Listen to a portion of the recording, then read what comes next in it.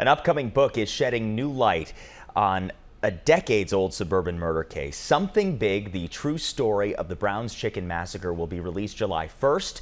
The book by author Patrick Wohl is based on the infamous murders at the Palatine restaurant. The bodies of the owners and 5 employees were found in a freezer on January 8, 1993. That case went unsolved for 9 years.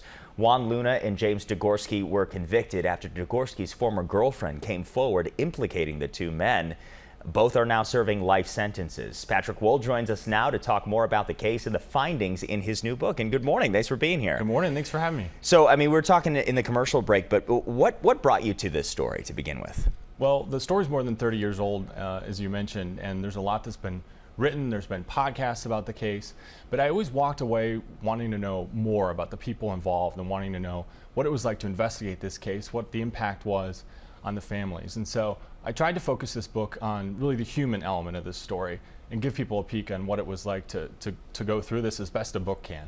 Is something, or what is something that Chicagoans are going to read in this that they might not know about the case so far? I think there's a lot of anecdotes. I think you'll read about how Ann Lockett was dropping little hints. This is the woman who came forward to break the case, the ex-girlfriend of one of the killers. She was dropping little hints over the years, trying to make a space for her to talk about it with friends. And I think too there's been this myth sort of in Chicago that the case was somehow botched by the Palatine police. And I think with the clarity of hindsight and 30 years having passed, from my perspective, that's just not true. They made all the right moves in those early stages. They were not protective or parochial about the investigation. And ultimately, it was only going to be solved in the way that it was, and that is someone coming forward to break the case. Absolutely. When you think about, you conducted more than 40 interviews for this book, very extensive research.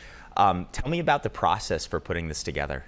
Well, I tried to really base each chapter on a different individual associated with the case. So, for example, I spoke with Martin Blake. He was the first suspect who was named as a potential killer in the days after that case. And he talked to me about what it was like to have his name completely drawn through the ringer. And he eventually had to leave the state because of how intense the coverage was, and it essentially ruined his life. So he told me about that. So I tried to base each chapter on a different person and give different perspectives on this, from what it was like as a journalist covering it back in the day to, of course, the stories of the families. I spoke with some of the families who I really tried to portray in the first third of the book the stories of the victims and their lives as people, not just as victims. Yeah, definitely. And I think that you're bringing me to kind of something that I'm gleaning from this, is that this is a little different than a normal true crime book, or that's an aspect of it that's different than, you know, such a popular genre of true crime.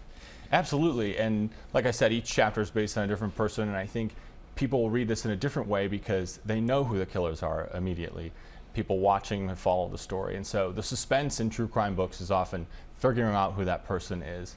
Where in this book, it's giving that perspective of the people who lived it and sharing those details that people might not understand. Yeah, Patrick, thank you so much for coming on today, and congratulations on the book. I know this is a case that we have watched here at ABC7 for many, many, many years. So thank you for bringing more to light. We appreciate it. And for